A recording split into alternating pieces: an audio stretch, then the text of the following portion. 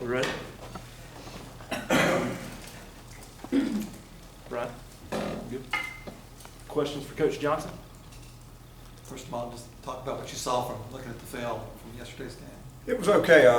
We obviously played an opponent we should have beaten. I thought they played very hard, but we got to play a lot of players, and I think that helped some of our young guys a little bit, and then some that just needed the reward and then working hard on the practice field. We were okay. We weren't, we were on cue, and kids looked like they were focused. I think we had 5 missed assignments, and 2 missed assignments and 5 missed tackles, the whole day. So it was good. And I thought our players handled the whole week correctly, that we were focused, we got better. And one of the things about it is we were not trying to look ahead, but there's so much similarity in Western Carolina and Texas A&M and actually previously Ole Miss as far as formations and quite a few plays and in some of the routes. So, to have had a bad week of practice and a bad week of performance or a bad day of performance would have certainly been something that would have hurt us, not just Saturday, but on down the road. So we were very pleased about the whole attitude, the focus, the approach for the whole week, and especially Saturday too.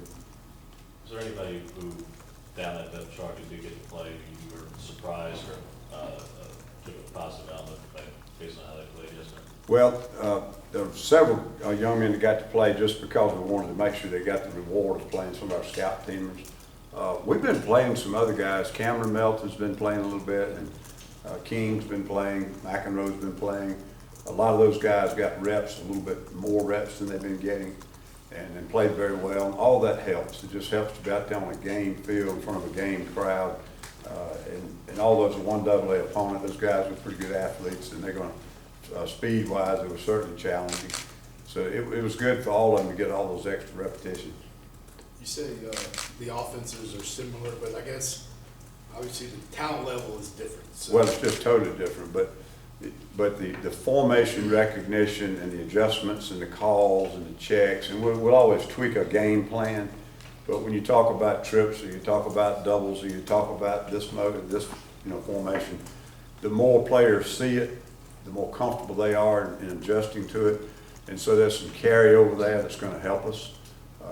Just to give you an example, LSU was a total change for us from what we had been working against, and in those 3 days we had to totally go back toward more of an old pro-style offense and inside running game with fullbacks and those type things. So other than just the physicality of it, you have to kind of change some X's and O's and some different fundamentals and things where players fit together.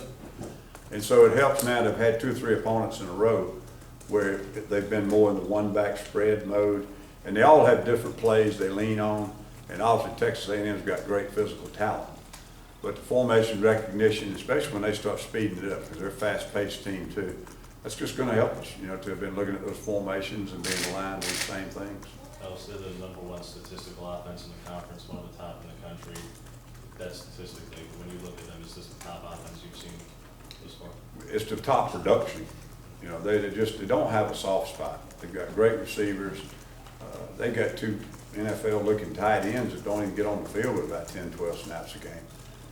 Obviously, the quarterback is what makes them dynamic, but they'd be a really good football team even if he wasn't on the field. They'd be a very good football team. They got a really good offensive line.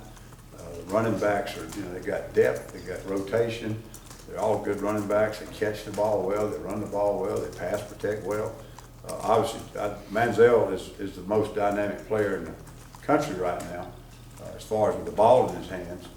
But at the same time, you got great players around him, and that's what makes it so hard. I mean, there are a lot of football teams putting up big numbers that do things differently than they do. It boils down to having really good players and a system that the coach knows and knows how to operate, and it's very difficult to slow them down. Ellis, what is it about Manziel? I mean, there's other fast and quick guys. Well, what is it about him that makes him so hard to anytime you have the kind of production he has, there are a lot of things. You can't just point to 1 or 2 things. The things I think that really separate him, he obviously has great mobility, but the thing that makes him extremely difficult is on top of that mobility, he has a lot of vision when he's scrambling. He sees a lot of stuff down the field. So you're running, you're trying to run him down, and maybe your front guys can't catch him, and you don't know when to come out of coverage. You know, do you pull the trigger and come get him now, or do you stay back here because this guy's going to be wandering open and he can find him? But that's the thing that I think is so hard. I mean, if you got a fast guy, you put some more fast guys on the field. You know, but at the same time, when he's moving around back there, he has tremendous vision downfield, and he's got great accuracy too. Sometimes he'll get aggressive on some throws and take some chances, but more times than not, he gets away with it because he's got great location and velocity on the ball. So is this something defensively where like you're trying to take away one part? If he's so dynamic, you just try to maybe limit one part of his game, whether it's running, passing. Is that something you try to do, or what? You know, sometimes you take that approach. I really don't know how we do that as much as, you know, they're so balanced. If you just try to take one element away, I really think the other element's going to beat you just as bad. What you have to do, anytime you have a team like them that has good players in every spot, you have to get it out of your mind that you're going to stop them. You have to disrupt them. You have to slow them down. You have to get some takeaways. You have to play really good in the red zone. When the spread offenses came along, I was talking to a coach that ran it, and he wanted to know what he should be evaluating his defensive coordinator on. And I said, well, as long as you're going to run that type of offense, you better evaluate him on takeaways, red zone defense, and explosive games. In other words, eliminating big plays. Because I said they're never going to stop anybody as long as you keep running that offense, because there's no physicality on the other side. So the problem with these offenses, when you get great players in them, it's like the wishbones of the 70s that used to put up 70 points. You can't stop them. You got to find a way to disrupt them. You got to take away the explosive plays. You got to get a negative yardage play and have a way to get off the field the next play. You got to get a turnover. You got to play great down in the red zone. And that's the only way you're going to manage the points. Has that been something that your defense has done a good job of? Like, some of your players after games have said, you know, we knew they were going to get some yards. We just had to make that kind of play. Well, and some of our yardage we've given up, we've talked about it in here before, it's been very poor adjustments and what we call trash plays. Some of them have just been against really good players, and we knew they were going to make their share of plays. Statistically, and I don't know that it means fundamentally, but statistically, we look like we're pretty good in the red zone right now. We've improved a lot on third down, and that's certainly helping us.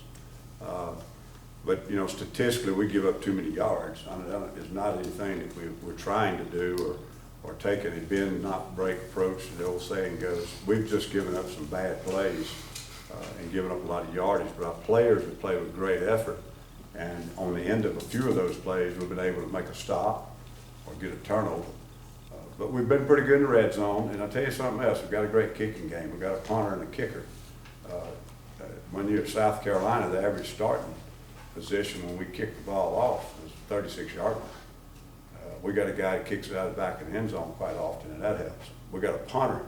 Every time we swap punts with most people, we gain about 12, 15 yards. So I think a lot of things are affecting us keeping people off the board on this defense. What do you notice from